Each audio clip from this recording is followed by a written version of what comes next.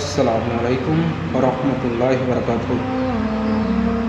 আন আবু হুরায়রা রাদিয়াল্লাহু তাআলা আনহু হতে বর্ণিত যে আল্লাহ রাসূল সাল্লাল্লাহু আলাইহি সাল্লাম বলেন, এক জৈনক ব্যক্তি আল্লাহ রাসূল সাল্লাল্লাহু আলাইহি সাল্লামের কাছে আসলেন। এ বললেন, ইয়া রাসূলুল্লাহ, ইয়া হাবিবাল্লাহ, হে আল্লাহ পাকের রাসূল, কোন আমল করলে আমাকে জান্নাতে নিয়ে যাবে? তখন আল্লাহ রাসূল সাল্লাল্লাহু আলাইহি সাল্লাম বললেন,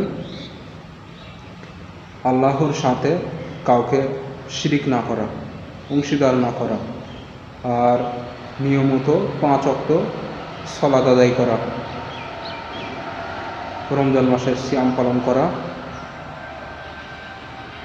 এবং সামর্থ্য থাকলে হজ বা যাকাত দেওয়া। তখন লোকটি বলল, এর বেশি কোনো আমল করব না, এর কমও আমল করব না, এর বেশিও আমল করব না।